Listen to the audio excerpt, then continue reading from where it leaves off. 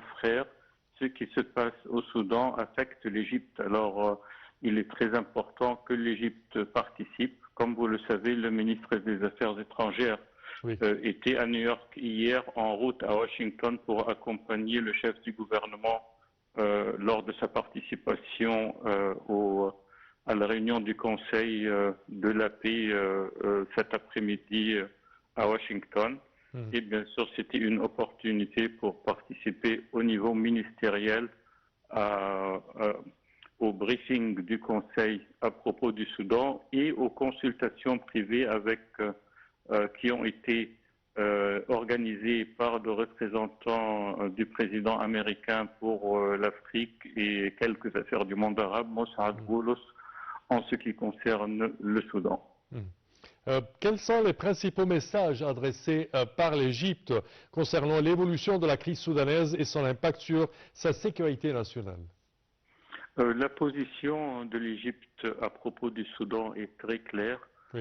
Premièrement, l'Égypte appuie le gouvernement soudanais, les institutions de l'État soudanais. L'Égypte est contre toutes les milices et les forces rebelles qui font atteinte à l'intégrité territoriale du Soudan. L'Égypte est pour l'accès de l'aide humanitaire aux personnes déplacées. L'Égypte est contre les violations contre les civils au Soudan. Tout cela sont les messages de l'Égypte depuis le début de la crise et qui ont été réaffirmés lors de la consultation informelle hier. Et je ne sais pas si le briefing, s'il y avait moyen à faire des interventions durant le briefing ou non, parce que l'image que je vois à la télé, c'est la réunion à propos de mensuelle sur la situation au Moyen-Orient et non pas le briefing au Soudan. Mais bien sûr, le communiqué du ministère des Affaires étrangères avait dit que le ministre, dans les consultations informelles, avait réitéré ou réaffirmé les principaux points de la position de l'Égypte. Espérons pour le mieux. Votre Excellence, quel est votre pressentiment pour cette crise et est-ce qu'on s'attend à une résolution proche? Bon, pour être réaliste, je ne crois pas qu'il y aura une résolution très proche de la crise, mais au moins il y a un atténuement de l'escalation qui avait eu lieu depuis le mois de novembre dernier.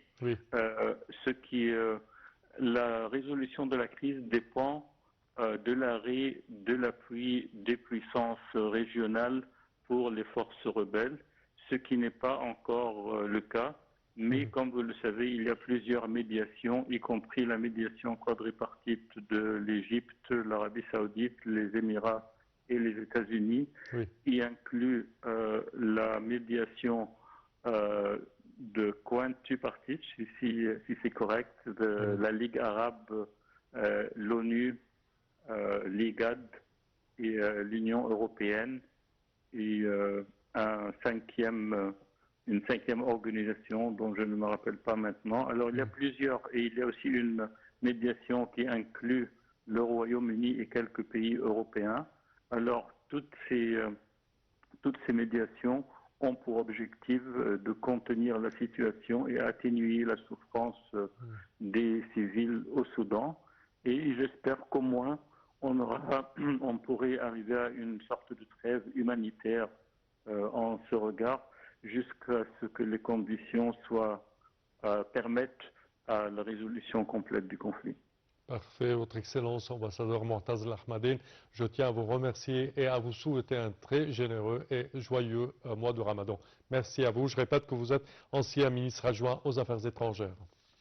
Et nous enchaînons, chers téléspectateurs, toujours dans le même dossier du Soudan, avec ce commentaire. Une première livraison majeure depuis 3 mois atteint Diling et Kadugli dans l'est du Soudanais, du Kordofan du Sud, apportant des vivres et des fournitures essentielles à plus de 130 000 habitants frappés par une crise humanitaire persistante. Pour plus de détails, voici un commentaire. Après plus de 2 ans d'isolement, un convoi humanitaire des Nations Unies a enfin atteint Dailing et Kadugli dans l'état soudanais du Kordofan du Sud. L'arrivée de ce convoi est une bouée de sauvetage essentielle pour les enfants qui ont été privés d'aide pendant trop longtemps, a déclaré Sheldon Yett, représentant de l'UNICEF au Soudan.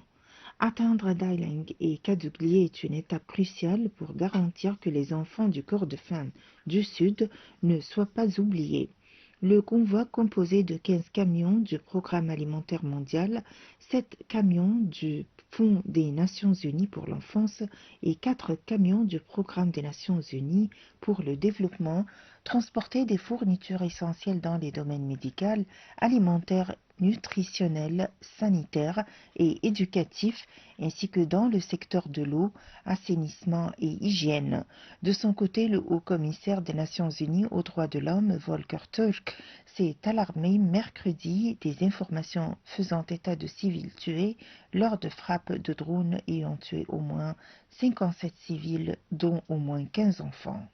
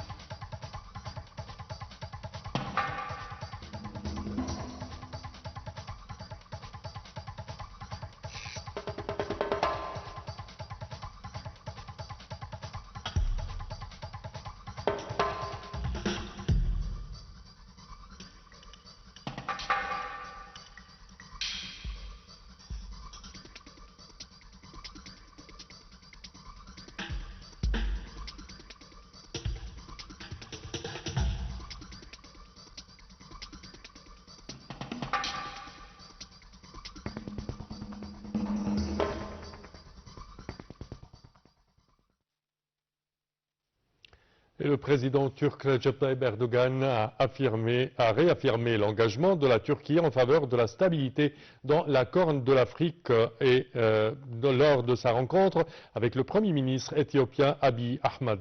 Plusieurs accords bilatéraux, notamment dans les domaines économiques et énergétiques, ont été signés à cette occasion.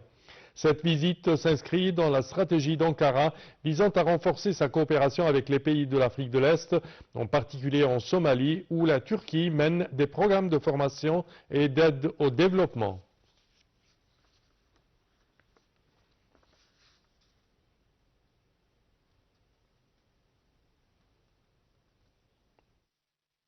Et le Kenya va commencer à administrer en mars les premières doses des nouveaux traitements prometteurs de prévention du VIH dans 15 régions prioritaires. Pour plus de détails, voici un commentaire. Le lenacapavir est un nouveau traitement injectable contre le VIH qui ne doit être administré que 2 fois par an. Selon les experts, il représente un progrès immense par rapport au traitement nécessitant la prise d'une pilule quotidienne. Le Kenya fait partie des 9 pays africains sélectionnés l'an dernier pour introduire le lenacapavir, utilisé depuis décembre en Afrique du Sud, en Eswatini et en Zambie. L'Afrique de l'Est et l'Afrique australe représentent environ 52% des 40,8 millions de personnes vivant avec le VIH dans le monde, selon les données 2024 de l'ONU-SIDA. La première phase de mise en œuvre débutera au début du mois de mars et couvrira 15 comtés, a indiqué le ministre kenyan de la Santé dans un communiqué. Nous attendons 12 000 doses supplémentaires d'ici avril, a-t-il ajouté. Le ministre a précisé que le gouvernement américain s'était engagé à fournir au Kenya, qui affiche une prévalence du VIH de 3,7%, 25 000 doses supplémentaires du médicament. Les États-Unis se sont engagés à fournir 1,6 milliard de dollars sur 5 ans au Kenya pour travailler sur des enjeux de santé, notamment la lutte contre le VIH-Sida et le paludisme, ainsi que la prévention de la polio.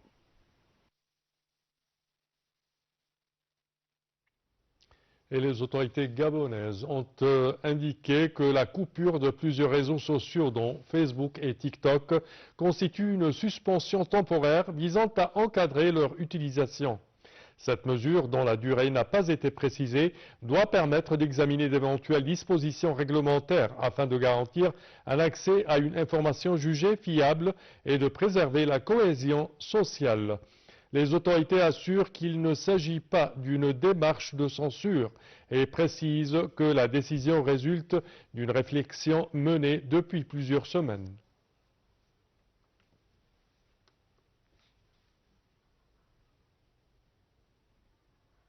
Et ceci conclut, chers téléspectateurs, notre édition d'Afrique pour aujourd'hui. Je vous remercie de votre attention et je vous donne demain rendez-vous pour une nouvelle édition. Au revoir.